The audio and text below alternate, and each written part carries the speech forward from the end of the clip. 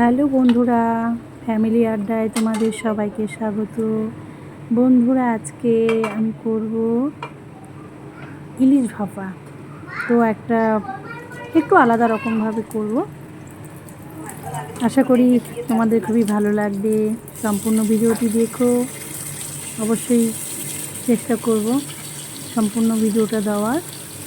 আর বাঙালি হচ্ছে ইলিশ প্রেমী, তোমরা সকলেই জানো সেটা। আর এই একটু অন্যরকম স্বাদে খেতে ইলিশ মাছটা সবসময় ভালো লাগে, কারণ ইলিশ মাছ খুব শৌখিন, এটা খেতে প্রত্যেকেরই ভীষণ ভালো লাগে। তাই আজকে হাজির হলাম ইলিশ ভাপা নিয়ে। সম্পূর্ণ ভিডিওটি দেখো, সাথে থাকো বন্ধুরা। আর তোমরাও বাড়িতে কেমনভাবে করো ইলিশ রান্না সেটা জানিও। এটা হচ্ছে সর্ষে বাটা নিয়েছি বাটিতে, তার মধ্যে একটু নুন মিশিয়ে দিলাম।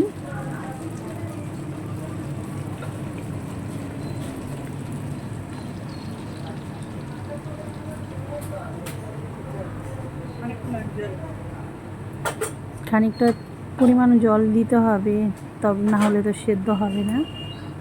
আর এটা অনেক সময় অনেকে লাউ পাতা বা পাতার মধ্যেও ভাপা করে, তবে এইভাবেই আমি ট্রাই করছি। আশা করি তোমাদের ভীষণই ভালো লাগবে, তোমরাও করে দেখতে পারো।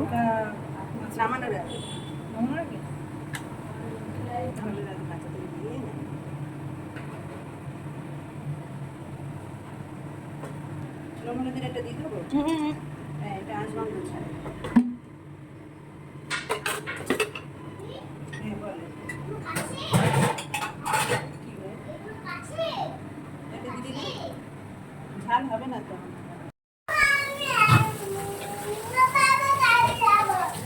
বাবা আসবে বাড়ি একটু পরে, ডোরো ঠাম্মি আসবে, ডোরো ঠাম্মিকে নিয়ে আসছে।